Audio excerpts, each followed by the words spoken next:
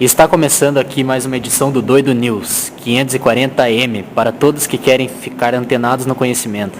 Na edição de hoje teremos uma entrevista com Thomas Kuhn. Como físico, Kuhn, até a defesa de sua tese de doutorado, teve pouco contato com a filosofia. Foi em Harvard onde Kuhn teve início seu interesse pela filosofia. Então passou a se dedicar à história da ciência e à filosofia da ciência. O texto A Função do Dogma na Investigação Científica, de Thomas Kuhn, é a transcrição de um simpósio divulgado em 1963, onde ele aborda como os paradigmas científicos são criados, tornam-se hegemônicos, se esgotam e são substituídos por outros mais adequados às novas aquisições experimentais.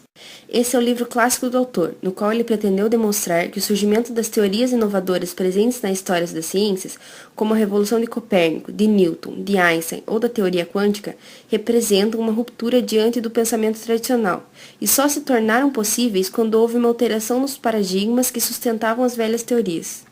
Segundo o que propõe nosso autor, a caracterização paradigmática do pensamento científico passa pelas seguintes fases: conhecimento pré-paradigmático, a ciência normal, sistematizada em determinado momento, crise provocada pelo surgimento de novos aspectos, inovação extraordinária, que conduz à revolução científica, e posteriormente a repetição do ciclo. As crises no conhecimento científico são, portanto, resultado de anomalias não resolvidas, o que acaba por enfraquecer a coerência dos novos modelos e explicações, debilitando assim seus fundamentos, dogmas. Então vamos lá, aqui está Thomas Kuhn. Seja bem-vindo, Thomas. Olá, é um prazer poder estar aqui. Nós, jornal, achamos importante que as pessoas conheçam um pouco do que realmente acontece na área da ciência, que pelo que observamos não é realmente como a imagem que as pessoas têm. Você poderia nos contar um pouco de como funciona o desenvolvimento de uma disciplina científica? Acontece assim. Primeiramente temos a fase pré-paradigmática. Ciência normal, crise e revolução, nova ciência normal, nova crise e revolução. Como o senhor pode nos explicar como realmente são os cientistas? São bem diferentes do que a maioria das pessoas imagina. Elas têm uma imagem estereotipada desses profissionais. Pensam que o cientista é um indivíduo que faz experiências do nada, que simplesmente resulta em invenções ou descobertas que só ele é capaz de descobrir. Na verdade, os cientistas não atuam sozinhos. É mesmo? Então prossiga. Como é que isso acontece?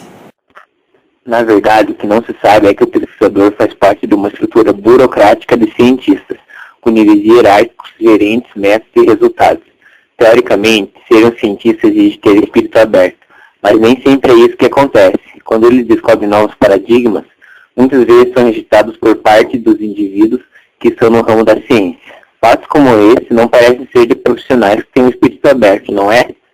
Preconceito e resistências parecem ser mais a regra do que a exceção no desenvolvimento científico e, antigamente, essa rejeição era considerada como um comportamento estranho para a ciência. Mas como fazem para entrar em um acordo sobre qual paradigma tomar como certo? Nessas situações, eles disputam a defesa e supremacia de determinadas concepções. Com o tempo, a nova verdade vai sendo aceita, pois esses cientistas que têm ideias diferentes ao primeiro modelo vão morrendo e essa verdade vai sendo aceita apenas pelas próximas gerações. E essas experiências realizadas pelos grupos são apenas por curiosidade dos cientistas ou existe mais alguma finalidade? Com o tempo, ela deixou de ser exclusiva dos cientistas e passou a ser um processo de escala industrial, voltado a questões políticas, militares e econômicas. Para existir uma unanimidade, o que influencia nos novos padrões de pensamento? A tradição, juntamente com os manuais que os cientistas utilizam no ensino e aprendizagem profissionalizante dos futuros pesquisadores, nas universidades e academias. Isso evita que aconteça como nas ciências sociais.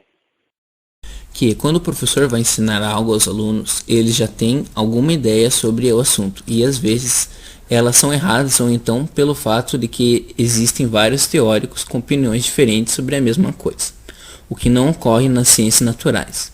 Não se pode desconsiderar os valores e tradições da comunidade científica, a ideologia. E esses métodos utilizados existem apenas na área da ciência normal?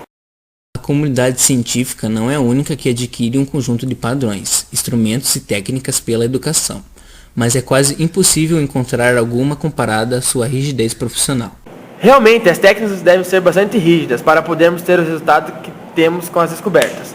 Mas essas novas teorias criadas surgem a partir de quê? São realizados experimentos para confirmar teorias já existentes, formando paradigmas. Se nessas experiências os resultados não condizerem com o que a teoria diz, cria-se uma nova, e então a antiga é deixada de lado. Quando um pesquisador faz uma investigação, ele faz sem ter nenhuma noção do que pode ser o seu resultado? Não, existem fortes convicções antes da própria investigação. Isso acontece frequentemente e aparece como precondições para o sucesso das ciências. A natureza é muito complexa para ser explorada ao acaso, mesmo de maneira aproximada. Tem que existir algo que diga ao cientista onde procurar e por que procurar, e esse algo, que pode muito bem não durar mais do que essa geração, é o paradigma que lhe foi fornecido com a sua educação do cientista. Com isso, o cientista deixa de ser um explorador do desconhecido. A substituição de um paradigma por outro acontece de uma forma simples? Costumo chamar esse momento de troca de crise, pois a disputa entre as teorias voltam a acontecer.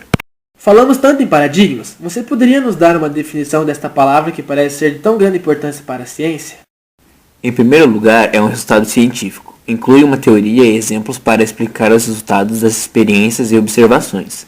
É um resultado de pesquisa em aberto onde possibilita toda espécie de investigação a ser feita. Com isso, acaba com as tentativas de oposições e referente ideia e tentam desenvolvê-la de várias formas. Mas isso não os torna permanentes, pois no desenvolvimento da ciência vai se passando de um paradigma para o outro, que é a revolução da ciência. De forma geral, um paradigma é aquilo que os membros de uma comunidade partilham. Quando se fazem experiências para confirmar as teorias já existentes, algumas vezes o resultado pode não ser o esperado.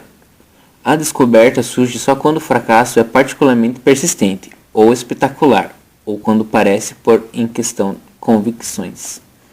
E quanto ao dogma, qual seria a sua vantagem para o cientista, já que os seus interesses são de fazer novas descobertas? Às vezes até mesmo comprovando que um já existente não estava certo. A utilização do dogma é fundamental na filosofia da ciência. A função do uso dele seria evitar que os especialistas tateassem no escuro e caminhassem em círculos como ocorreu na era pré-paradigmática. Uau, quanta informação! Realmente o que nós sabíamos sobre ciência não é nem um terço do que ela realmente é e do que tem por trás do que conhecemos. Kuhn, gostaria de falar mais algo para finalizar? Queria deixar claro que os cientistas são treinados para funcionar como solucionadores de quebra-cabeças dentro de regras estabelecidas, mas são também ensinados a considerar-se eles próprios como exploradores e inventores que não conhecem outras regras além das ditadas pela natureza. O resultado e a aquisição de uma atenção, em parte ao nível da comunidade, entre as habilitações profissionais de um lado e a ideologia profissional do outro. É quase certo que a atenção e a capacidade de mantê-la são elementos importantes para o êxito da ciência. Até aqui tratei exclusivamente da dependência da investigação na tradição. A minha discussão é inevitavelmente unilateral. Em todas essas questões há muito mais para ser dito. Muito bem! Obrigado, Thomas Kuhn, pela sua presença e saiba que sempre será bem-vindo em nossa rádio. Até a próxima, pessoal!